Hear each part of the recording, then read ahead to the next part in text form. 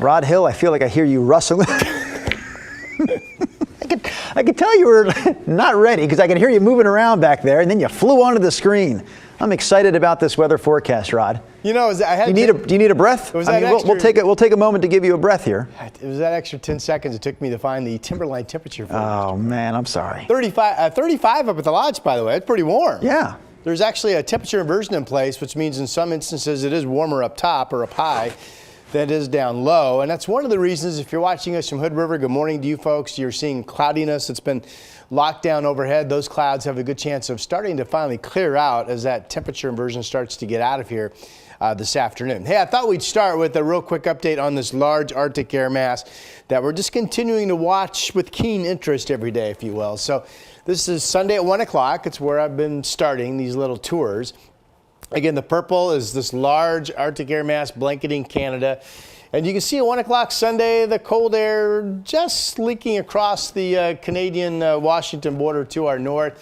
Here we are Monday at 1 o'clock. Now, this actually shows a little bit of protrusion, not the true Arctic air, but a little bit of colder air easing down toward us. And then 2 o'clock was the one day I really have been watching it. And right now it looks like the Arctic air on Tuesday actually still stays to our north, and then after that it just kind of all drifts off to the east and eventually ends up dropping down across places like St. Louis, Missouri, the Ohio Valley, and perhaps all the way into Atlanta, Georgia now on Friday of next week. So if that's true, we won't really ever get any true impact out of it. And what's interesting is if this air mass does just move off to the east as rapidly as I depict it to do so here next week, we never really would even get that cold east wind on the backside. We really wouldn't get anything. So we'll keep you updated just because that air mass is large.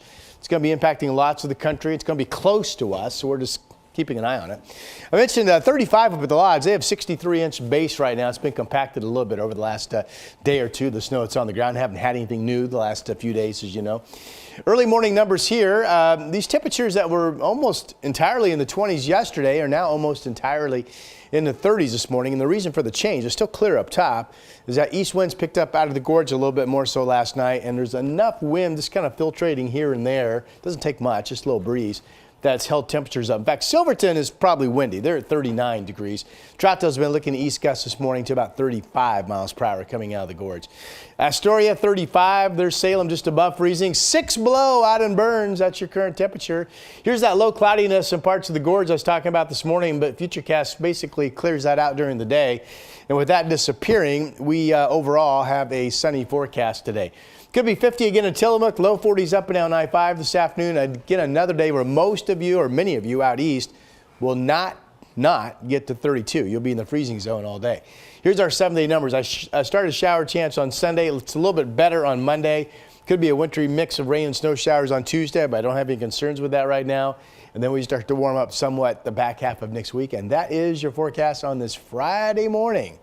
We're going to be back in just a moment.